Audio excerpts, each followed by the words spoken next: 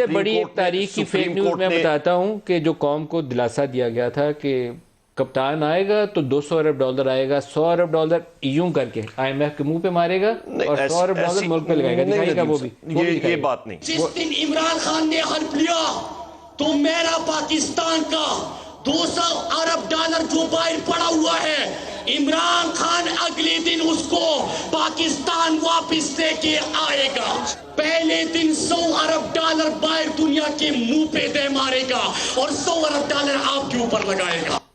سر $100 ارب مار دیا ہم نے دنیا کے منہ کے اوپر۔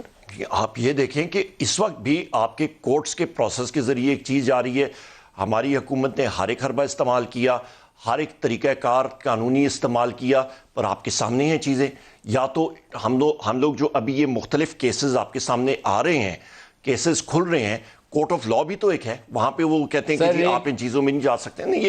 ایک کمال کیا آپ کی حکومت نے سر، وہ $100 ارب تو نہیں آیا، 190 ملین پاؤنڈ آیا اور آپ نے وہ عدالت کے منہ پہ دے مارا۔ نہیں، ہم جس نے دن عدالت نے پوچھا وہ پیسہ کہاں سے آیا تھا، ہم لوگوں نے آپ کے 4 بندے جیل میں پڑے ہوں گے۔ ریکوڈک کا ہم نے کیا 190 ملین پاؤنڈ کہاں سے آیا سر؟ برطانیہ سے۔ آپ کہاں سے آیا؟ برطانیہ سے۔ کس کا آیا؟ پروسیڈز آف کرائم کے تحت وہ پیسہ حکومت پاکستان کو دیا گیا، وہ کہاں گیا؟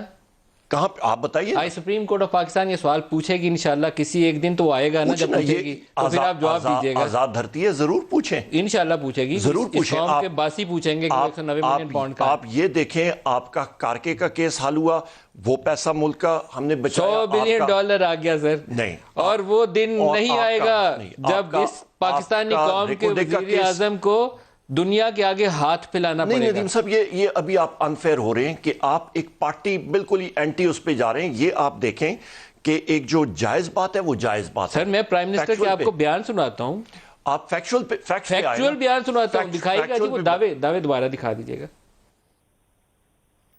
نیب کو مضبوط کریں گے، آزاد کریں گے، ایف بی آر کو ٹھیک کریں گے، ایس سی سی پی کو ٹھیک کریں گے۔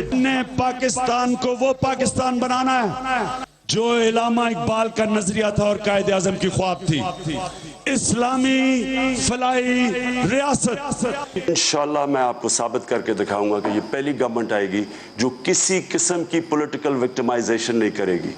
اکاؤنٹیبلٹی شروع ہوگی میرے سے، پھر ہوگی میرے وزیروں سے، پھر ہم نیچے جائیں گے۔ ہماری گورنمنٹ فیصلہ کرے گی کہ ہم نے پرائم منسٹر ہاؤس کا کیا کرنا ہے، اس کو ہم کوئی ایجوکیشن انسٹیٹیوٹ کے لیے ہم استعمال کریں گے۔ اگر مجھے کوئی کہے کہ کسی باہر والے ملک سے جا کے پیسہ مانگو، مجھے بھی شرم آئے گی، اور آپ کے لیے کتنا برا ہوگا کہ جب ایک ملک کا سربراہ پیسے مانگتا ہے تو سارے ملک کی عزت چلی جاتی ہے۔ ہم نے 1 کروڑ نوکریاں پاکستان میں پیدا کرنی ہیں، 50 لاکھ گھر بنانے ہیں، سستے گھر 5 سالوں کے اندر۔